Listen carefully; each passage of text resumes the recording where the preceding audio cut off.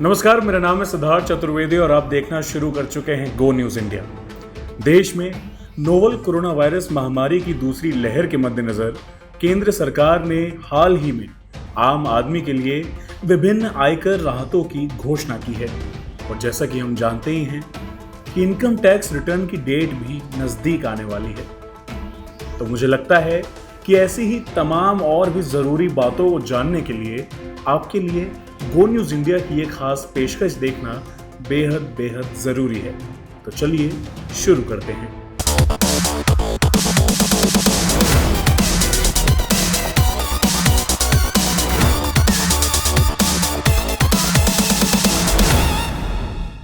अब करदाताओं के पास वित्त वर्ष 2020-21 की अंतिम तिमाही का टीडीएस रिटर्न दाखिल करने के लिए 15 जुलाई तक का समय होगा। आयकर विभाग के हालिया दिशा निर्देशों के अनुसार फॉर्म 16 जारी करने की अंतिम तिथि 31 जुलाई तक बढ़ा दी गई है।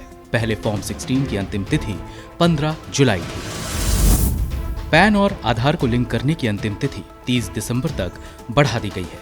यदि आप समय सीमा के भीतर 2 दस्तावेजों को लिंक करने में विफल रहते हैं तो आपका पैन निष्क्रिय हो जाएगा।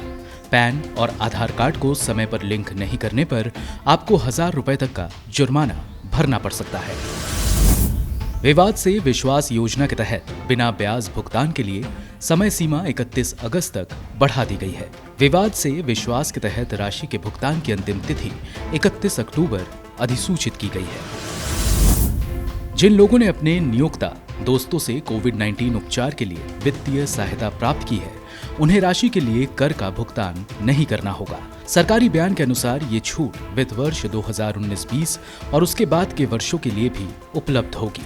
इसके तहत नियोक्ता से प्राप्त कोई भी राशि या किसी अन्य व्यक्ति से प्राप्त 10 लाख रुपए तक की राशि पर कर छूट होगी।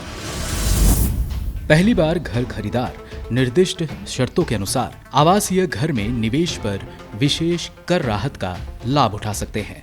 आवासीय घर में इस निवेश को कर कटौती के लिए करने की समय सीमा 3 महीने से अधिक बढ़ा दी गई है। और मूल्यांकन आदेश पारित करने की समय सीमा जो पहले 30 जून तक बढ़ा दी गई थी, उसे 30 सितंबर तक बढ़ा दिया गया है। दंड आदेश पारित करने की समय सीमा भी 30 सितंबर तक बढ़ा दी गई है।